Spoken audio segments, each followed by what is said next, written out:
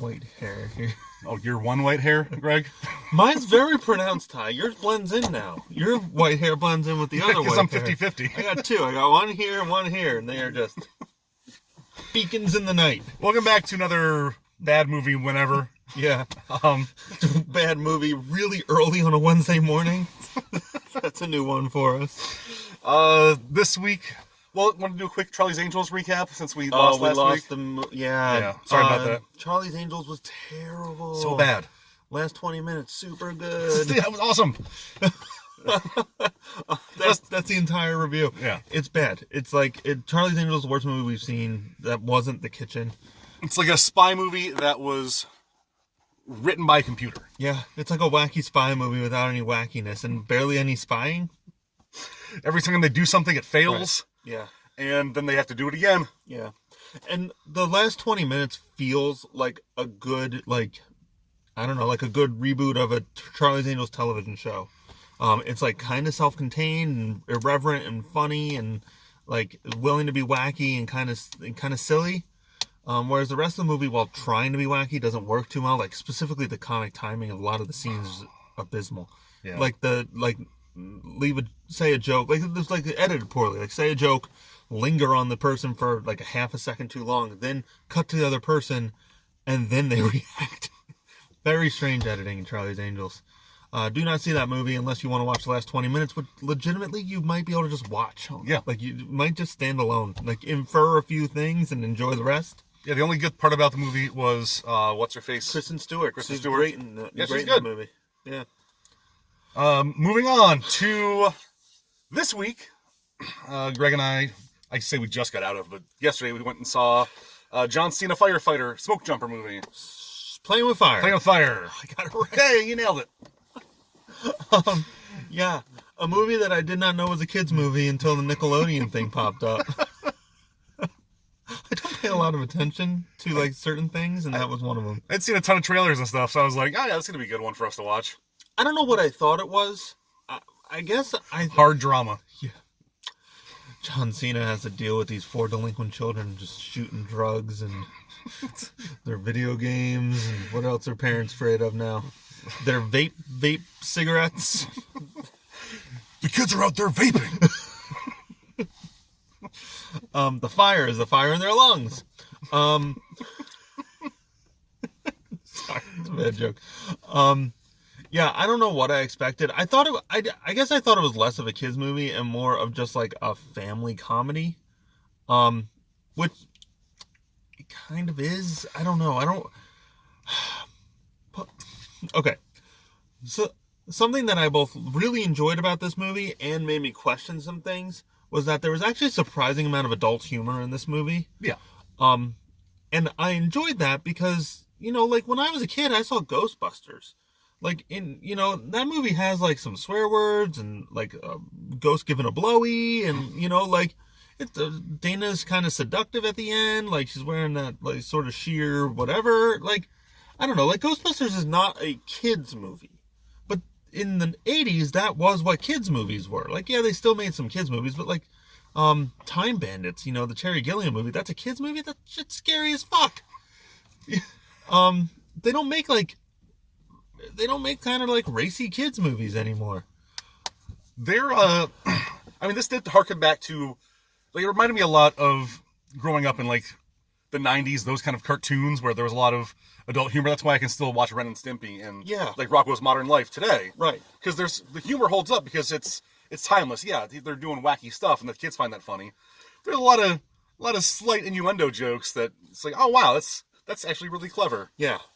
And this movie, I laughed way more than I thought I would. Laughed a lot. I had a good time during this one.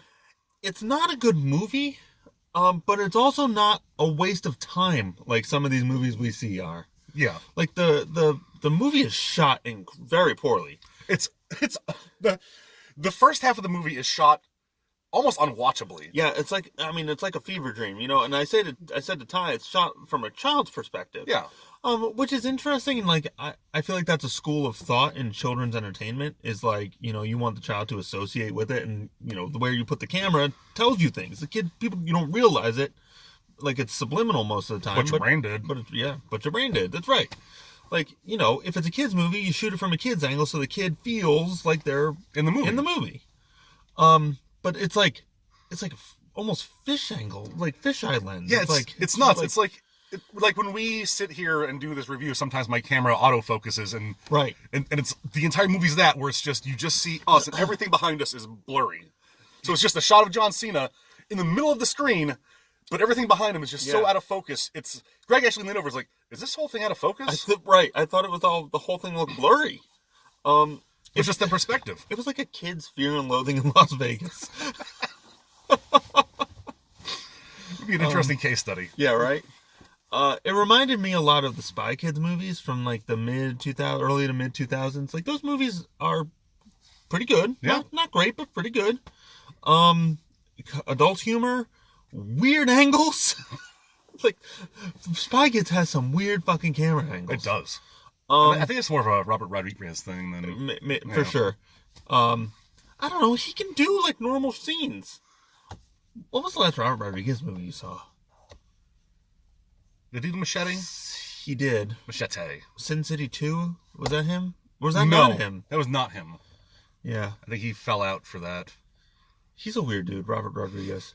It's super funny to see where... So glad it's so early in the morning. I'm making a soup right now. It's super weird to see where that like breed of filmmaker went. Quentin Tarantino, Robert Rodriguez, Kevin Smith, and there's like one more that I'm not jumping to mind right now. Maybe like Doug Liman. Right? He did Swingers, right? And then he went on to do the Bourne movies. Yeah. But it's weird to see where all those people wound up. Because Quentin Tarantino's still Quentin Tarantino. Yeah. Kevin Smith is this weird, like, internet celebrity / director? Something? I mean, is he even directing movies? He's making movies. But I feel like he's definitely the kind of guy who, like, shows up on set and like, I don't know, Ben. Act. Ben, remember those lines you said 10 years ago? Right. When we were super high around your kitchen table? That's a movie now. I did it. I made your whole little riff into a movie. Do your thing, Ben. Call it Matt. Do your thing. I'm a Kevin Smith movie. View Universe. Robert Rodriguez, he does El Rey, and he's really big into like helping new filmmakers and stuff. Mm-hmm. I don't know that whole like 1994, because I think that's when El Mariachi, Clerks, and that was Pulp Fiction came out. Such a strange time, like such a great weird time for movies. Yeah, thanks, Bob Weinstein. And only Bob Weinstein.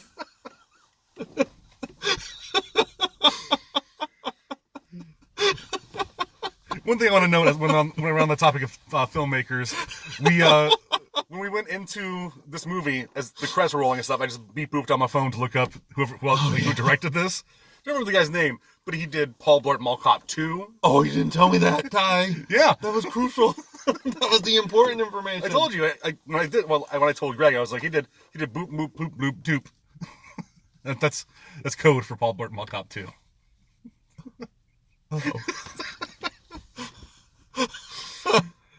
He also directed Anaconda, the original. So he knows J-Lo. J-Lo will deny that up and down. Oh, man. I had a good time during this one. This is going to be one they're going to play nonstop on Nickelodeon. Yeah.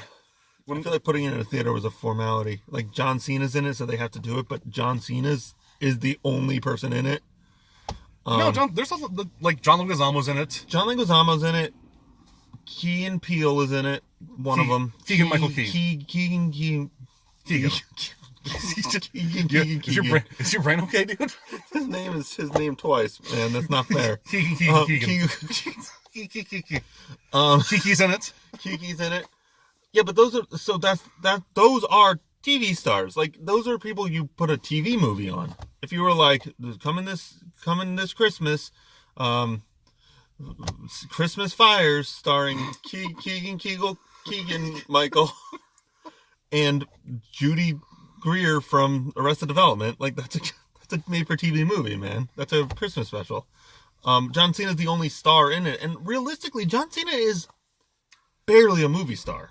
Like, he is in movies, but he's like I know they're trying to make him a leading guy, But realistically, he's just a supporting guy. I mean, he was good in Cock Blockers, and he was surprisingly funny in that Amy Schumer movie.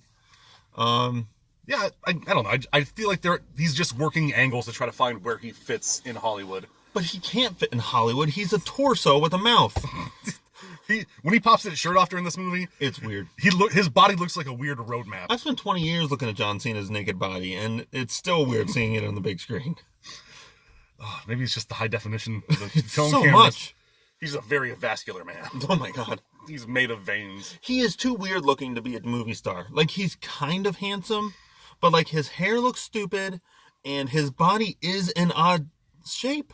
Like, he's, even for a wrestler, his body's an odd shape. He's like these tiny little legs and this massive torso, and then this weird brick head like, with hair now. Brick, triangle, toothpicks. And also jorts. Yeah, jorts.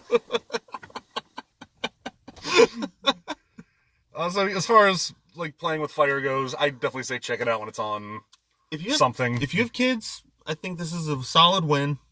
If it is on and you have literally nothing else to do, if you have like the flu and it's the remote is on the other side of the other side of the room and you're just simply not getting it, you won't be too upset that this movie is stuck on. I'm gonna put that on the DVD box.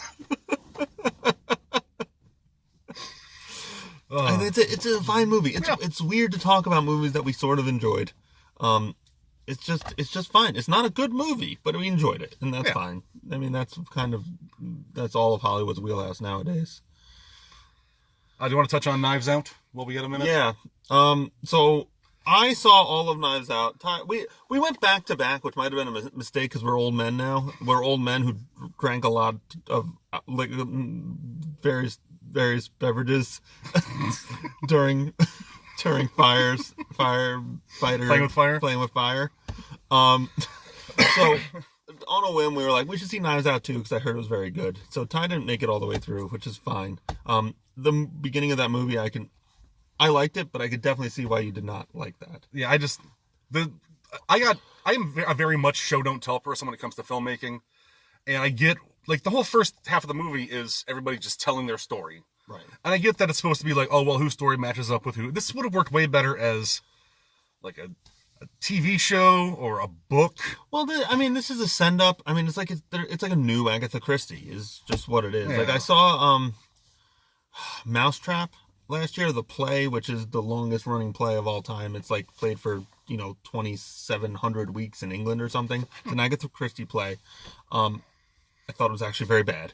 But it was literally just like this. I mean, this is a send up to Agatha Christie, to those like Murder on the Orient Express, like, let's get everybody in a room. One of you is the murderer. Let's figure it out. This plays a little bit on it. Anyway, I saw the rest of the movie. I thought it was pretty good. People I trust rave about this movie. And I would not agree with how adamantly they think this is the best movie of the year. I thought this was a solid B to B plus. And I think it's one of those things where like I sort of psyched myself out. Like I thought it was going to be like very clever, like and here's a twist, and here's a twist, and actually this guy did it, but he was in cahoots with this, and you didn't see that coming. And it's really not that much. Like it's there are twists, but as far as a murder mystery goes, it's pretty straightforward.